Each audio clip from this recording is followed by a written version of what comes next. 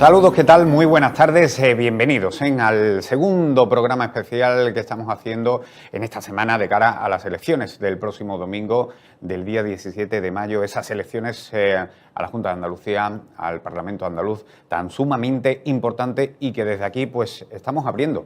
Alejandra Cocaya, muy buenas tardes. Muy buenas tardes. Esa ventana para que cada una de las principales fuerzas políticas se puedan explicar a la ciudadanía y puedan explicar también sus propuestas. Pues sí, quedan 3 jornadas y media escasas para llegar a ese importantísimo día, que es el día, pues, la jornada de reflexión del sábado, y para que, pues, como decíamos ayer, 6,8 millones, algo más, de andaluces nos demos cita en las urnas. Ayer estuvimos con Adelante Andalucía y hoy vamos a estar, pues, con Por Andalucía, y para contextualizar un poco, antes de presentar a la candidata, pues vamos a ver un vídeo resumen con la propuesta que traen para nuestra comunidad. Por Andalucía, la formación se presenta este próximo 17 de mayo para luchar contra el debilitamiento de los servicios públicos, la precariedad laboral y el aumento de la desigualdad. El análisis de Por Andalucía defiende que, frente a la lógica del beneficio de unos pocos, es imperativo poner la vida en el centro de la acción política a través de una sanidad y educación públicas fuertes, el acceso a la vivienda como derecho inalienable, el empleo digno y una transición ecológica justa. En materia sanitaria, el programa subraya que las listas de espera actuales y el colapso de la dependencia no son fruto del azar, sino de decisiones políticas concretas. Por ello, proponen rescatar el sistema público elevando la inversión por habitante, reforzando las plantillas de profesionales y potenciando la atención primaria. Respecto a la educación, la formación aboga por detener el abandono de la red pública. Su propuesta incluye reducir las ratios en las aulas, mejorar las infraestructuras y dar estabilidad a los docentes. Blindar la educación pública implica, según Por Andalucía, reducir la enseñanza concertada y potenciar una formación profesional pública que funcione como una verdadera vía de futuro y no como un nicho de mercado. En cuanto a la vivienda, denuncia que este derecho se ha convertido en un ámbito de especulación. La coalición propone la aplicación estricta de la ley de vivienda, la regulación de los precios del alquiler y la movilización de pisos vacíos para ampliar el parque público. El objetivo final es ofrecer una solución a la juventud andaluza. Finalmente, Por Andalucía liga su modelo económico a la justicia fiscal, defendiendo que deben aportar más quienes más tienen para fortalecer los servicios sociales y las políticas de inclusión. Todo ello se complementa con una firme defensa de la memoria democrática, planteando una postura crítica frente a la impunidad. El conjunto de estas medidas se presenta como un contrato para garantizar la igualdad y la dignidad como los ejes vertebradores del próximo gobierno de la Junta de Andalucía. Bueno, pues ya hemos conocido un breve resumen de las propuestas de Por Andalucía dentro de este espacio que vamos a tener, el segundo programa de esta serie, de esta secuencia que vamos a tener a lo largo de esta semana, un espacio abierto, libre y de una duración de unos 50 minutos aproximadamente, Alejandra, y empezamos ya. Vamos a empezar, Manolo, y lo vamos a hacer pues tal y como lo hicimos ayer, con uno de los temas que más nos preocupa, que consideramos la base de la seguridad, por donde empieza todo, que es la sanidad. Tenemos a la segunda candidata en la lista de Sevilla para el Parlamento de Andalucía, de Por Andalucía, Alejandra Durán. Muy buenas tardes. Buenas tardes. Gracias por acompañarnos hoy. Buenas tardes, gracias a vosotros y a vosotras por este espacio hoy en PTV. Alejandra, pues decíamos, la sanidad pues es una de las cosas que más nos preocupa, con listas de espera pues que rebasan la ley de garantías de plazo, y falta de profesionales, que también es una de las claves para que esa lista pues no se pueda reducir. Para Por Andalucía, ¿cuál es el principal problema que atraviesa la sanidad andaluza? Bien, la sanidad y el gobierno del Partido Popular se ha caracterizado precisamente por un desmantelamiento progresivo de la misma. Esto nos ha llevado a que el principal problema, son muchos y muy variados, además lo vivimos diariamente todos los sevillanos y sevillanas, pero si tuviese que destacar uno sería el de las listas de espera. Más de 1 millón de andaluces y andaluzas se encuentran en una situación de lista de espera, con lo que eso supone de riesgo para nuestras vidas. Le quería preguntar, la privatización en Andalucía, ese proceso que se está llevando, ¿es o sirve para derivar pacientes o es más bien pues reconocer una incapacidad? Ambas cosas. Más que reconocer una incapacidad, es reconocer un modelo de gestión del Partido Popular que está centrado única y exclusivamente en desmantelar servicios públicos a costa de derivar dinero público, dinero que es de todos y de todas, a la sanidad privada, sin que se dé respuesta desde la sanidad pública, cuando la sanidad pública es una de las grandes joyas de la corona de Andalucía y que bajo ningún concepto se debería permitir que se tocase. Por eso nosotros y nosotras tenemos un plan para dejar de derivar esos pacientes a los conciertos sanitarios privados y pasa por reforzar y blindar nuestra sanidad privada. Alejandra, ¿y cómo se haría? Vamos a imaginarnos que por Andalucía llega al Gobierno, puede tomar decisiones. Dentro de los 100 primeros días de Gobierno, ¿cuál sería la medida, la primera?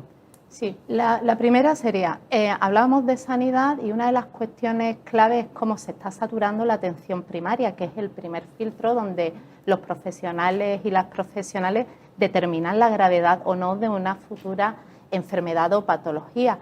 Creemos fundamental reforzar la atención primaria con la contratación de 8.000 profesionales y también garantizar así que se dé asistencia en un plazo de 15 hasta un mes, como nos hemos encontrado en algunos consultorios y centros médicos de la provincia de Sevilla.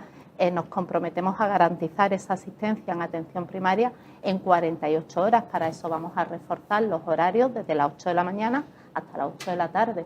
Creemos que es una medida suficiente, necesaria y urgente, porque la sanidad, cuando hablamos de sanidad, es que nos va la vida en ello. Pero yo, en los 100 primeros días, creo que podemos hacer mucho más. Y es la carta de presentación, el compromiso que asumimos ahora en campaña. Y es que también en los 100 primeros días nos comprometemos a limitar los precios del alquiler. Hay que hacerlo tal y como nos obliga la Ley Estatal de Vivienda. Ahora hablaremos también de la vivienda. Le quería preguntar sobre todo a nivel de usuario, a nivel del contribuyente, de todos los vecinos andaluces que están en una lista de espera, que esperan muchísimo tiempo para por Andalucía. ¿Cuánto sería de razonable un tiempo o una espera de un tiempo para una operación? No se puede determinar un tiempo fijo ni se puede asumir el compromiso, y quien lo haga pues está engañando un poco a los sevillanos y sevillanas. Todo va a depender de la patología, de la gravedad de la patología, de la edad, y hay muchísimas variables que en base a eso hay que actuar de manera más urgente. Hablando de nuevo pues de la sanidad privada, sanidad pública, es verdad pues que se desvía dinero a la sanidad privada, pero también es cierto que eso en cierta forma está ayudando a descongestionar esas listas de sanidad pública, o sí que correspondería pues una especie de colaboración con la privada. Apostamos por la sanidad pública 100%. Para eso también nos comprometemos a revertir de manera progresiva los conciertos con la sanidad. Creemos que un sistema sanitario debe ser fuerte para garantizar esa universalidad y que no dependa de dónde vivas, ni de tu código postal, ni tu tarjeta bancaria. ¿Por qué decimos esto? Porque que te deriven a las sanidades privadas no es absolutamente garantía de nada, ni que te pagues un seguro privado es garantía de absolutamente nada. Hemos visto casos, antes de ayer veía precisamente como una TikToker que se había ido a Andorra a una operación de estética privada, tenía que volver para que se le solucionase sus graves problemas de salud que le ha ocasionado esa cirugía en la sanidad pública. Entonces, todo pasa por garantizar, reforzar y blindar nuestra sanidad pública. Estamos hablando mucho, obviamente, de los usuarios, pero no podemos olvidarnos también de los profesionales de la sanidad. Y, bueno, ya sabe usted pues el problema que tiene Andalucía para retener a esos profesionales, tanto médicos como enfermeros. ¿Qué solución se le pondría? Bueno, es fácil. Aquí ha faltado muchísima voluntad por parte del Gobierno del Partido Popular para que nuestro talento, nuestros profesionales, que no olvidemos, como digo, que han sido formados la mayoría en nuestras universidades públicas, se queden donde realmente quieren vivir o quieran vivir, como es el caso de Andalucía. Hay que ofrecer unas condiciones laborales dignas y actualmente mucho de ese personal sanitario se encuentra en unas condiciones laborales muy precarias y sin estabilizar sus puestos. Entonces nos comprometemos a garantizar mínimo que el salario sea el mismo que en el resto de España y a estabilizar muchas de las plazas que están sin estabilizar. Hablando de profesionales, ha dicho antes que faltarían pues unos 8.000 profesionales en esa atención primaria para reducir las listas de espera, uno de los objetivos, evidentemente, de los distintos partidos políticos, pero los ciudadanos quieren objetivos reales. ¿Cuáles serían, qué objetivos reales establecería por Andalucía para llegar precisamente a cumplir? Es que ese es un objetivo real, las bolsas están ahí y lo que hay es que movilizarlas y poner a disposición a todos esos profesionales sanitarios que están a la espera de que se les oferte un puesto de trabajo digno con una estabilidad laboral digna. Es real, igual que abrir las consultas desde las 8 de la mañana hasta las 8 de la tarde, lo que no nos podemos encontrar es consultorios cerrados. Es real porque estos últimos años hemos hecho un estudio muy profundo de en qué situación se encuentra la provincia de Sevilla en este sentido.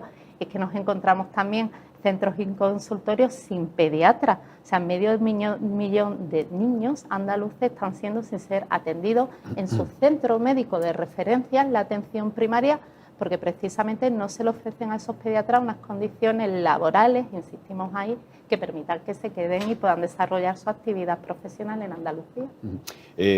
Alejandra, permítame una pregunta directa. Tal y como está la sanidad pública en estos momentos, ¿usted utilizaría la sanidad pública para una urgencia familiar grave? La sanidad pública está en condiciones de dar respuesta y es lo que vamos a hacer desde Por Andalucía. Ponía el ejemplo antes de la TikToker que ha tenido que venir a que se le resuelva su problema. Tener un seguro privado no es garantía de que te salven la vida. La sanidad pública sí lo es.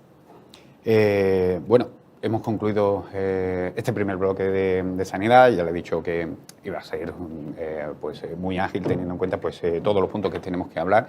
Y si le parece, Alejandra y Alejandra, compañera, pasamos también al bloque de vivienda, que es otra de las grandes preocupaciones a nivel andaluz. Y que creo que es algo que tenemos que tratar muy de cerca también. Pues ayer en el debate precisamente de nuestros compañeros de la cadena regional pues salió un dato y es que 3 de cada 4 jóvenes tienen dificultad para acceder a la vivienda y recordemos que son personas formadas, personas con trabajo, que son pluriempleados y que tienen pues esa dificultad para acceder a la vivienda o tan siquiera a compartir piso con compañeros en una habitación. También familias que tienen que elegir pues entre pagar el alquiler o qué comer. Entonces, hablando de esta crisis habitacional, hoy Andalucía se ha convertido realmente en un lugar imposible para comenzar una vida. Sí, Andalucía se ha convertido en un lugar donde es imposible que muchos jóvenes y muchas familias puedan desarrollar sus proyectos de vida. Y esto tiene mucho que ver en cómo se entiende la vivienda. Nosotros y nosotras, desde Por Andalucía, entendemos, y así lo recoge la Constitución y nuestro Estatuto de Autonomía, que la vivienda es un derecho. ¿Qué pasa? Que el Gobierno andaluz de Moreno Bonilla lo que ha hecho es ponerle el calificativo a la vivienda de un bien de mercado. Y eso es lo que no puede pasar bajo ningún concepto. Aquí vamos a ser muy claros y muy contundentes. Necesitamos, y es una de las medidas también que llevaremos a cabo como prioritaria, que se ponga en marcha la Ley de Vivienda Estatal. ¿Por qué? Porque la Ley de Vivienda Estatal reconoce en Andalucía 333 municipios tensionados. Esto quiere decir donde es materialmente imposible poder acceder a una vivienda por el coste. Y esos 333 municipios tensionados hay que poner medidas contundentes y claras como es facilitar los alquileres asequibles, donde el alquiler no suponga más ni un euro más del 20% de las rentas que tengan esas familias, esos jóvenes que quieran acceder a la vivienda y que en total los gastos en vivienda, tal y como recoge nuestro programa electoral, no supongan más del 30% de las rentas. Esto tiene que dejar de ser un negocio. El otro día paseando por el casco antiguo ya el problema no son los pisos turísticos, son los alojamientos turísticos donde ves edificios enteros con la AT que normalmente los han comprado fondos de inversión o multiempresas, multinacionales, donde se hace imposible que se pueda acceder a una vivienda. Y con esto hay que acabar. ¿Pero tiene alguna explicación por qué es tan difícil acceder a una vivienda en cualquier municipio, en cualquier localidad de Andalucía? Sí, lo decía en la explicación. Lo primero porque se ha tensionado el mercado de tal manera que lo que se está priorizando es esos pisos, esos alojamientos turísticos, poniéndoles la alfombra en lugar de las familias, que es lo que corresponde a cualquier gobierno que quiera una Andalucía justa, donde la gente pueda vivir y desarrollar sus proyectos vitales. Aquí se le pone la alfombra roja a fondos de inversión y a especuladores. Por eso hay que movilizar un parque público de viviendas sociales, como decía anteriormente, que no suponga más del 20-30% de la renta de esa familia, y lo que no se puede es ofertar, como hemos visto en Sevilla, viviendas de VPO a 300.000 y 350.000 euros. ¿Qué joven puede acceder a eso? Con una precariedad laboral y una tasa de desempleo que encabezamos también en Andalucía.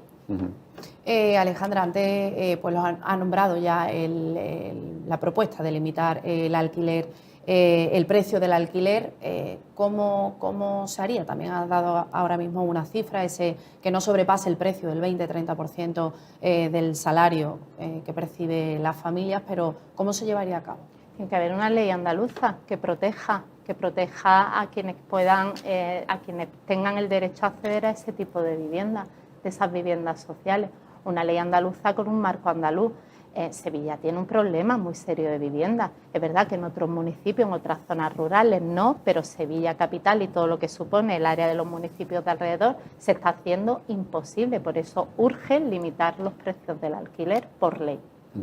Ha comentado también los edificios turísticos que hay, sobre todo en el centro de Sevilla. Ha hablado también, obviamente, de los pisos turísticos y por ahí le quería encaminar yo la siguiente pregunta. ¿Qué harían con los pisos turísticos? ¿Cómo abordarían una reglamentación que ya pues, va exigiendo cambios y modificaciones? Sí, lo primero es poner una moratoria real, que vaya en esa normativa a la que hacía referencia anteriormente, ni un alojamiento turístico más, y progresivamente revertir esa situación para el uso residencial. Y también queremos cambiar la figura de los grandes tenedores. Actualmente está en 10 consideramos que puede ser perfectamente fondos de inversión. Hablaba de comprar edificios enteros para dedicarlo a eso y cambiarlo a 5. Alejandra, hablábamos antes de que una de las soluciones pues, sería ampliar el número de vivienda pública en un contexto en el que, recordemos ese dato, 3 de cada 4 jóvenes, el último dato, es imposible acceder a la vivienda pública. ¿Cuánta vivienda necesitaríamos en Andalucía? ¿Qué número estimado baraja por Andalucía pues para, por lo menos, comenzar a resolver la crisis habitacional? Mucha. Lo primero también que habría que hacer, no creemos que la solución inmediata sea la construcción de la vivienda como tal. Creemos que primero hay que hacer un estudio real, con censos reales de cuánta vivienda vacía hay en Andalucía y empezar a movilizar primero ese parque de vivienda que ahora mismo está cerrado y sin uso. Como le decía anteriormente, nosotros hemos hecho y diseñado un cuestionario pues, sumamente abierto para que básicamente se informe al ciudadano. Y yo le pregunto ahora, y le invito a que se dirija también a esos jóvenes que no pueden emanciparse, ¿qué les diría a esa juventud? Yo soy madre de una hija de 21 años, universitaria, y lo que le digo todos los días y el mensaje que le quiero dirigir a los jóvenes y a las jóvenes sevillanas y sevillanos es que hay esperanza y que todo pasa por un cambio en las urnas, un cambio de gobierno el próximo 17 de mayo, donde realmente se apueste por una formación como es por Andalucía, que va a cuidar y a proteger a nuestra juventud y que se compromete a acabar con la precariedad laboral y con la privatización de la formación profesional y de las universidades privadas. Yo creo que estaremos de acuerdo que los grandes pilares que están tras las elecciones del próximo domingo, pues son sanidad, vivienda, y creo que vamos ahora por un tercero, como es la educación, Alejandra, porque también preocupa mucho el tema de la educación, la cultura en nuestro país, en nuestra comunidad autónoma. Pues al hilo de lo que estábamos hablando, pues también es ese sentir que tienen los jóvenes andaluces de que ya tener una carrera o tener una formación profesional ya en nuestra región, pues a muchos no les garantiza tener un futuro mejor, pues precisamente por esos salarios o por esa imposibilidad de emanciparse y crear una vida ya alejado de los padres. ¿Qué diagnóstico haríamos del sistema educativo andaluz y dónde falla para que esto ocurra? La educación pública es la que nos iguala como andaluces y andaluzas, nos iguala desde pequeñitos. Y si no se apuesta por una educación pública de calidad y universal, lo que se hace es crear una fábrica de desigualdades, que es lo que está haciendo el señor Juan Manuel Moreno Bonilla. Y esto empieza de la educación más temprana, en la educación de 0 a 3 años, donde lo primero que hay que hacer es cambiar el concepto de guardería, porque son escuelas infantiles donde grandes profesionales, muchas de ellas en precario, lo que hacen es educar y formar a nuestros niños cognitivamente para ese futuro.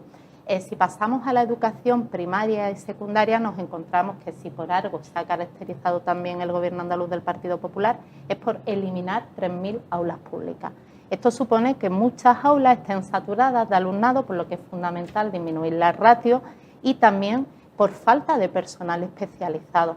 Para mí una de las cosas más dolorosas y para por Andalucía que nos encontramos en la educación actualmente es cómo se está arrinconado a los niños y niñas con necesidades especiales.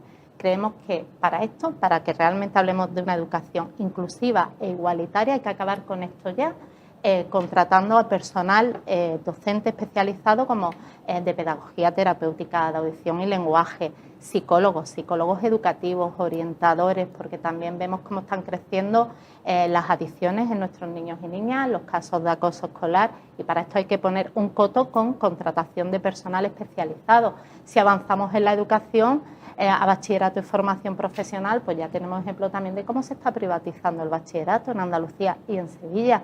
Para esto desde Por Andalucía decimos no, por lo que decía anteriormente, porque es el único garante de la igualdad en un futuro y que todos y todas puedan tener las mismas aspiraciones en la vida y las mismas oportunidades. Pero que si llegamos a las fases de la educación superior, como es la formación profesional y la universitaria, donde hay un nicho de negocio muy, muy grande, y ahí los amigos de Moreno Bonilla lo han visto, y esto es así, se le ha vuelto a poner la alfombra roja, es que, por ejemplo, en la formación profesional, este curso escolar son 9.000 plazas las que se ofertan en ciclos de la formación privada frente a 2.500 de la formación profesional pública.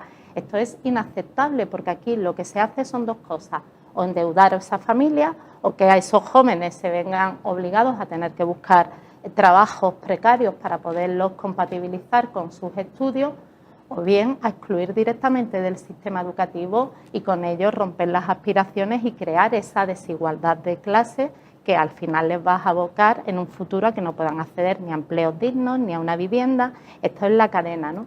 Y con la universidad exactamente igual. Es que desde que gobierna el Partido Popular se han privatizado 5 universidades, teniendo nuestras universidades públicas infrafinanciadas, que hemos tenido a todos los rectores en pie y ninguno es sospechoso o sospechosa de ser grandes revolucionarios, ¿no? En este sentido.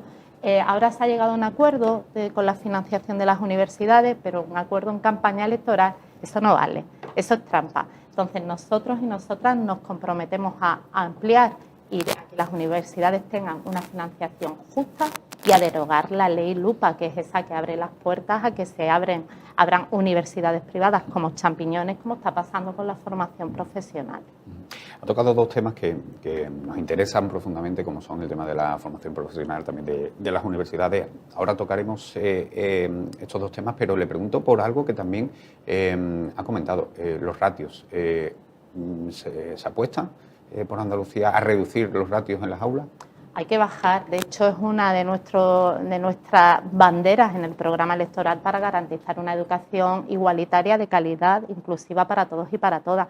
Nos encontramos aulas con ratios ilegales y eso también hay que decirlo. O sea, ya no es que bajemos la ratio en tal y como está marcada actualmente, sino que hay ratios ilegales donde es materialmente imposible que el docente se pueda dedicar a atender a nuestros niños y a nuestras niñas ya no como merecen, sino como necesitan, en unas aulas donde cada vez ha aumentado más ese alumnado con necesidades especiales, es materialmente imposible. Tenemos niños, como le decía antes, arrinconados, y no porque el personal docente no se implique, sino por falta de personal y por esa ratio, que para quien no lo sepa, la ratio es el número de alumnos que hay en cada aula, sobredimensionada, y también con una carga burocrática y administrativa a nuestro personal docente que tampoco se puede ni se debe asumir.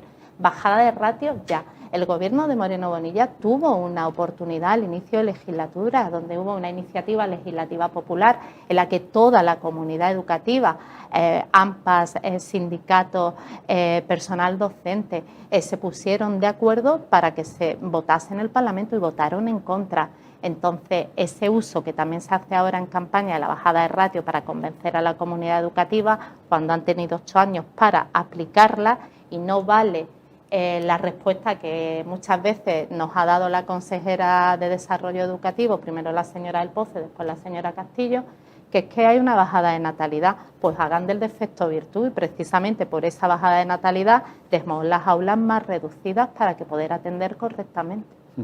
Después, Alejandra, vamos a hablar precisamente también de la natalidad, pero en algo pues tan importante de la educación, entendiéndose como base de la formación y de la propia educación para los ciudadanos.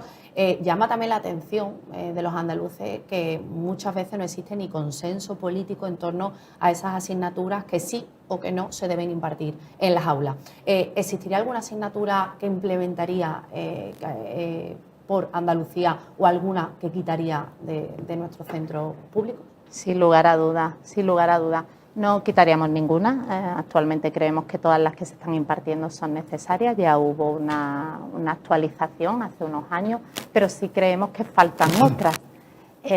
Hablaba antes del aumento del acoso escolar, de las adicciones, de los trastornos de conducta alimentaria. Es clave ante un contexto de aumento de los problemas de salud mental en nuestros niños, nuestras niñas y en nuestros jóvenes, que se apueste por una asignatura de gestión emocional. Nos parece importantísimo cuidar la salud mental de nuestros niños y niñas desde la prevención y desde las edades más tempranas. Esa asignatura sería obligatoria, y luego creemos que hay otra importantísima también, que es como educación en valores democráticos y derechos humanos. Ante el auge de determinados discursos que van calando sobre todo en nuestros niños y nuestras niñas, discursos xenófobos, racistas e intolerantes, creemos que es fundamental una asignatura en valores democráticos. Hemos hablado anteriormente también de la fuga que hay de profesionales del mundo de la medicina, pero también hay muchos jóvenes que deciden, por el tema de las universidades, deciden irse a estudiar fuera. ¿Qué le diría también a esos jóvenes que deciden irse fuera para cursar una universidad o irse a otra universidad, mejor dicho? Sí. Lo que le diría es exactamente lo mismo. Tienen una oportunidad, hablamos de jóvenes universitarios ya con derecho a voto, y tienen una oportunidad de revertir esta situación y que realmente vivan y estudien donde quieran, y que no se vean obligados ni abocados, o bien porque no les ha dado la nota en Andalucía, o bien porque cuando terminan de formarse no se dan las condiciones para acceder a contratos dignos que pongan en valor ese esfuerzo y ese talento. Es para mí una de las mayores tragedias, que nuestros jóvenes que han sido formados aquí, que se ha hecho una inversión, la mayoría de las veces en la educación pública en ellos, que al final ese talento termine desarrollándose o bien en otras comunidades autónomas o en otros países, porque desde aquí no se le den las oportunidades. Hablando de esas condiciones y oportunidades en las que terminan muchos universitarios, que terminan básicamente muchísimos de ellos con la pregunta de, bueno, ¿y ahora qué? ¿Cómo y cuándo? ¿No? Va a servir lo que acabamos de hacer. Para que esto no ocurra, ¿qué modelo universitario defendería por Andalucía para que exista un poco más de claridad en la vida del universitario que acaba de terminar sus estudios?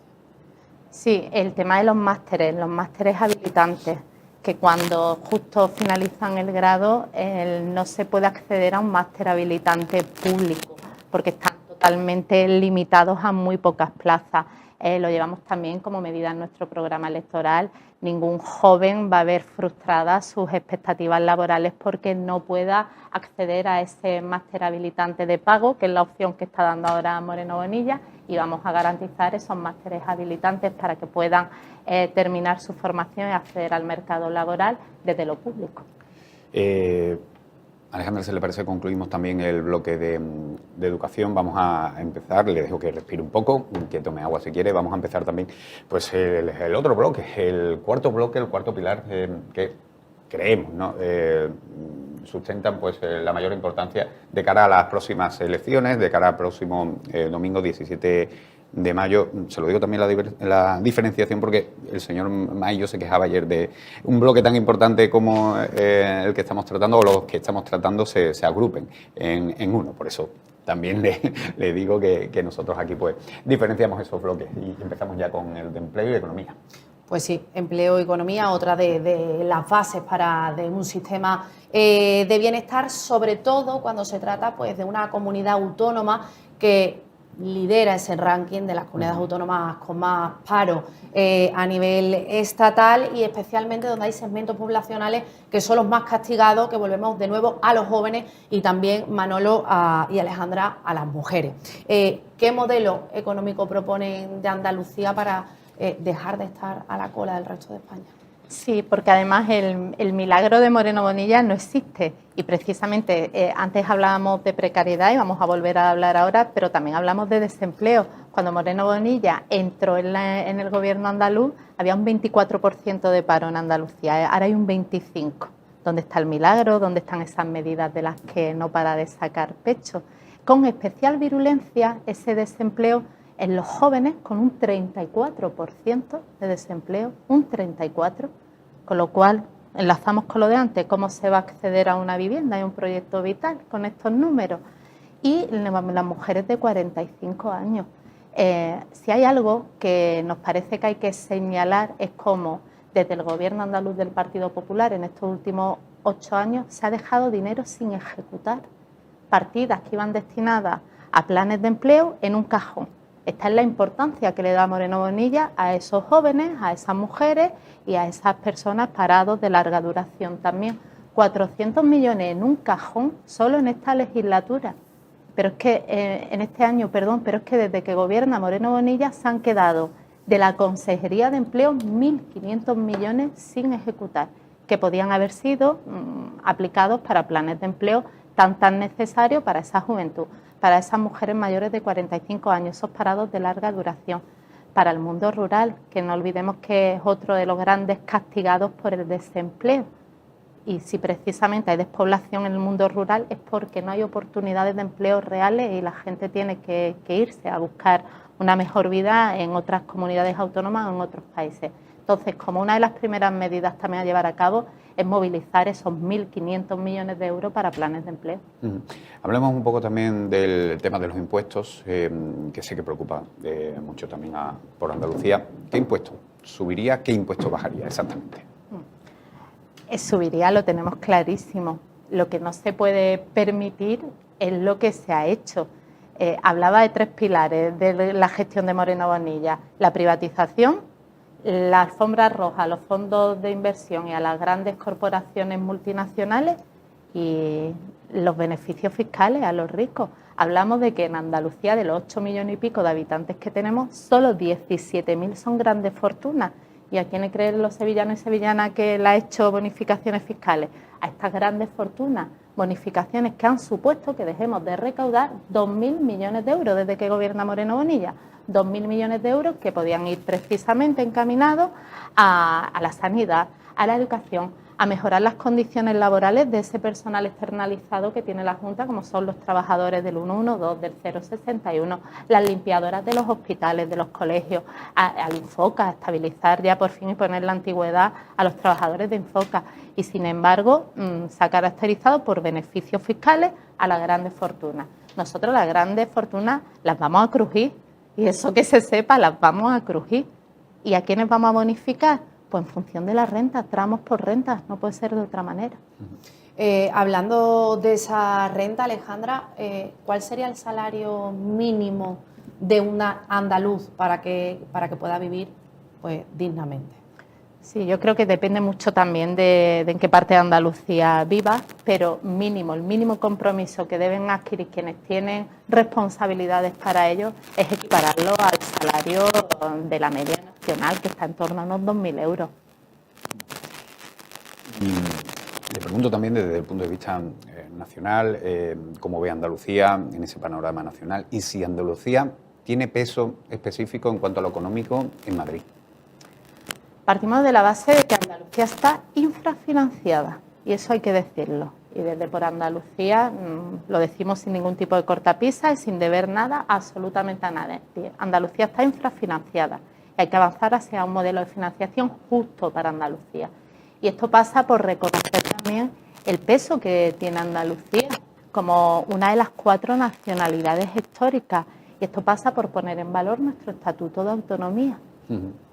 Bueno, finalizamos también el bloque de economía y vamos a por otro también sumamente importante, teniendo en cuenta pues que en Sevilla concretamente pues tenemos 3 de los barrios más pobres de toda España y es algo que nos preocupa muchísimo, sobre todo a los sevillanos, como son el tema de las políticas sociales. Alejandra. Pues sí, también otro de los grandes temas pues para cumplir con el estado de bienestar, recogido en nuestros derechos, porque la desigualdad y el acceso pues a servicios básicos, servicios públicos, sigue siendo pues otro de los grandes retos sociales y un problema pues para miles de ciudadanos. En este contexto y partiendo de esa premisa, para Por Andalucía, ¿cómo está funcionando el sistema de ayudas sociales?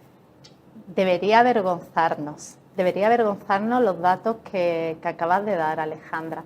Datos de los que de esos 3 millones de andaluces y andaluzas que se encuentran en una situación de pobreza, algunos pobreza severa y otros pobreza moderada.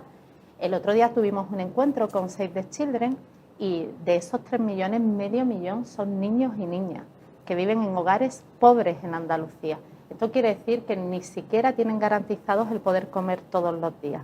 Esto es para que realmente repensemos el modelo de servicio social que se está aplicando desde la Junta de Andalucía. Y todo pasa también por garantizar empleos dignos, viviendas dignas en esos hogares, porque cada vez más común en Andalucía que en familias donde trabaja el padre y la madre hay trabajadores pobres. Y hay hogares pobres que ni siquiera se dan las condiciones habitacionales de bioclimatización en esas casas. Hay casas en Andalucía donde se pasa mucho frío, eso también hay que decirlo. Y hay casas en Andalucía donde se pasa mucha calor y donde se pasa hambre. Y eso es la realidad que Moreno Bonilla, fuera del marketing y de las fotos, no quiere ver. Pero eso está pasando en el barrio de al lado del nuestro. Y para eso pues hay que garantizar la renta mínima de inserción, acompasándola con el ingreso mínimo vital, pero sobre todo lo que hay que garantizar son planes de empleo donde esas familias puedan tener una vida digna y trabajar dignamente. Porque otra de las cuestiones que nos encontramos en este sentido es que de esas familias, muchas de ellas son monomarentales, familias donde solo hay una madre que tiene que hacerse cargo de esa vivienda, de esa conciliación que tampoco se está facilitando.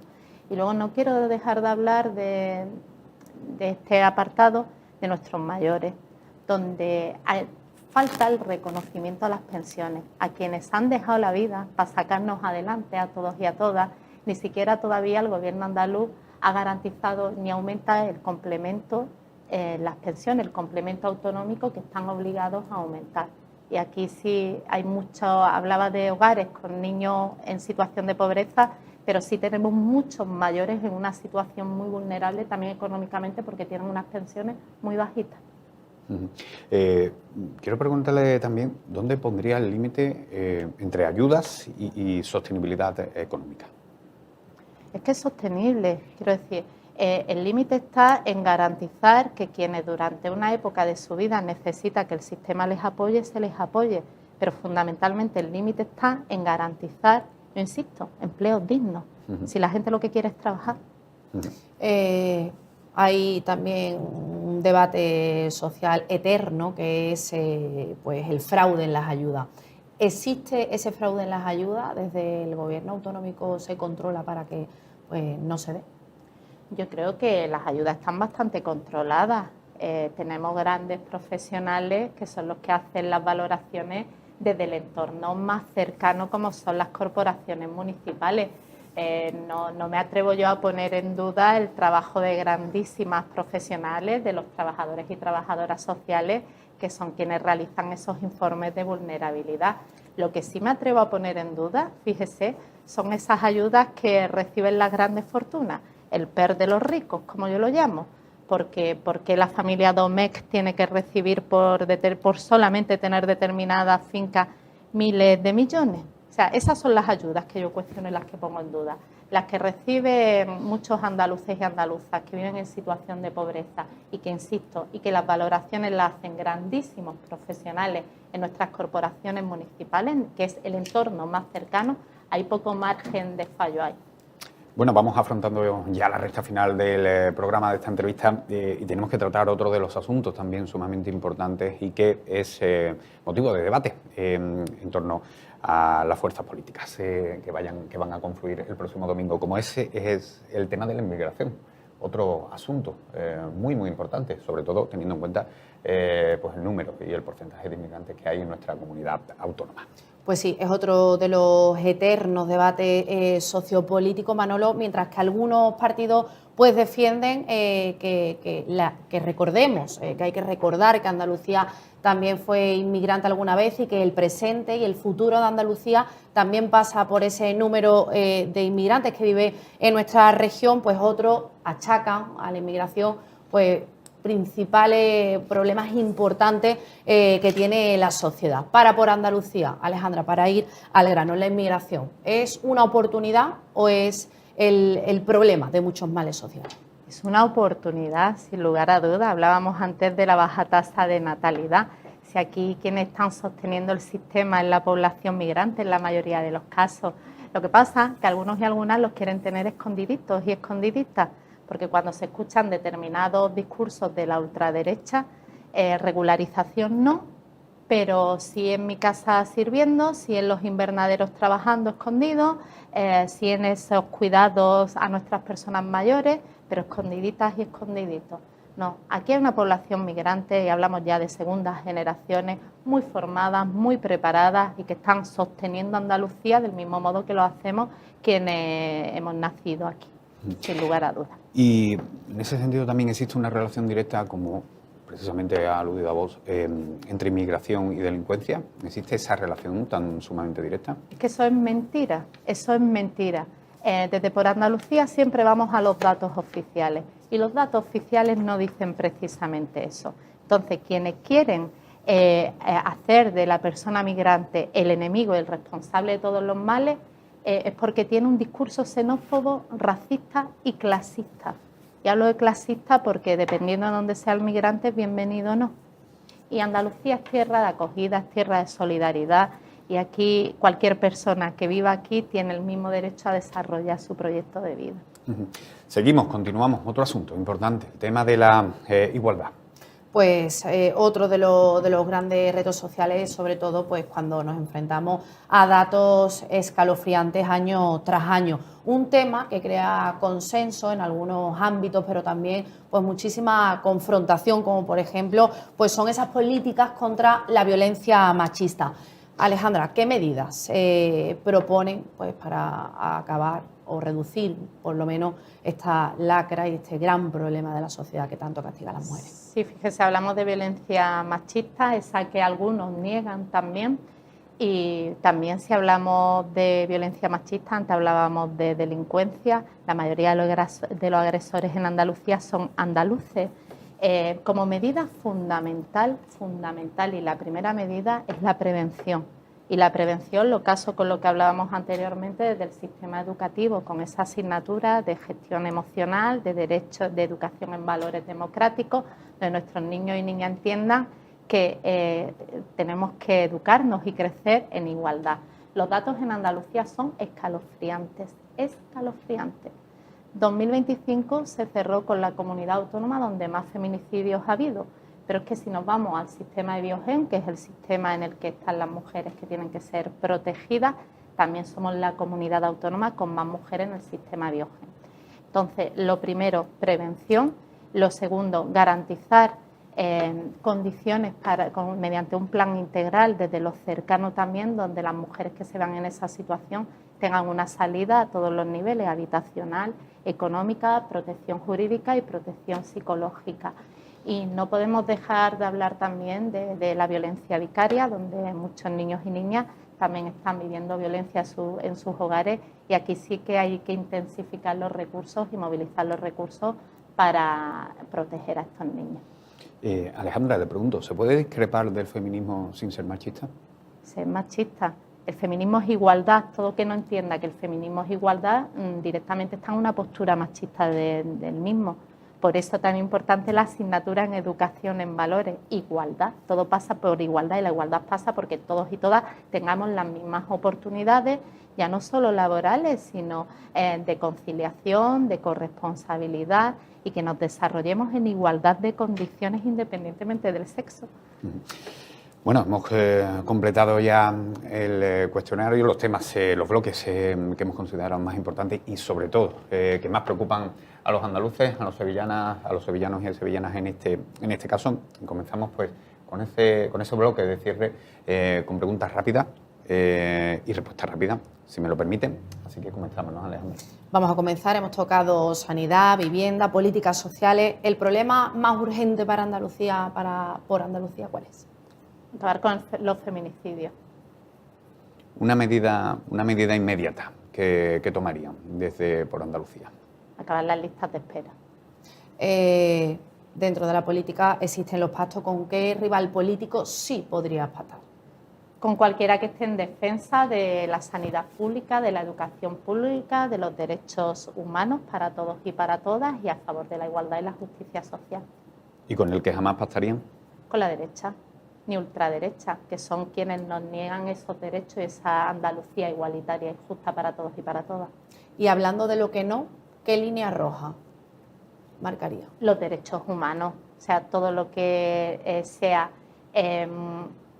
minimizar algún derecho que nos corresponde por el simple hecho de ser persona, por ahí no vamos a pasar. ¿Qué no garantizaría? ¿Qué promesas no garantizaría? Más bien, ¿cuáles garantizaría? Garantizaríamos cualquiera de las que tenemos en nuestro programa electoral, porque nosotros y nosotras hemos hecho un programa realista.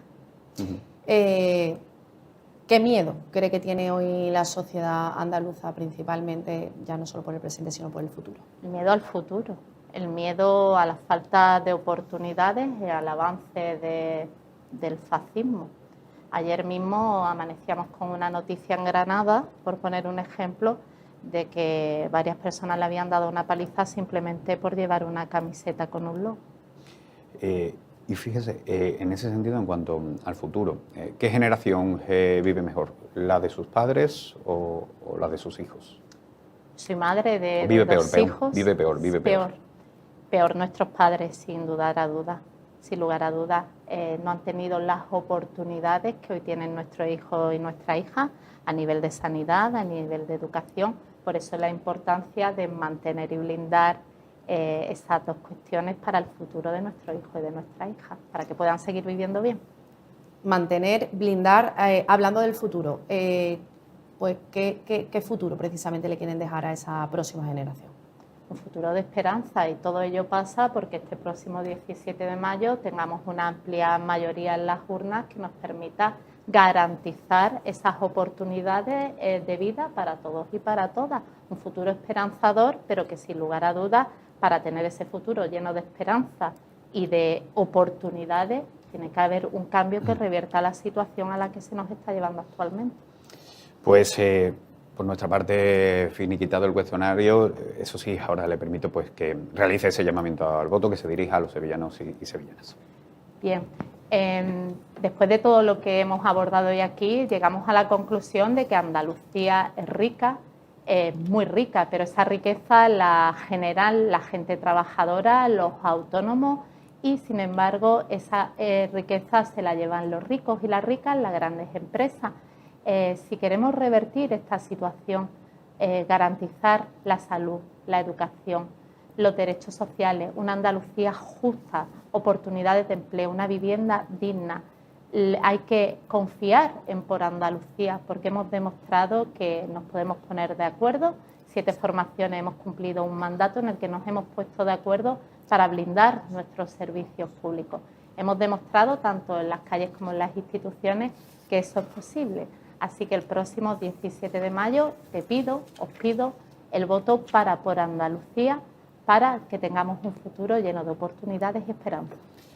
Pues Alejandra Durán, muchísimas gracias, por el rato, muchísimas gracias por las aclaraciones y sobre todo muchísimas gracias por también dirigirse a los sevillanos para que conozcan la propuesta de Por Andalucía de cara a esas elecciones del próximo domingo. Muchas gracias a vosotros y a vosotras, gracias por esta oportunidad y por este ratito tan a gusto. Gracias.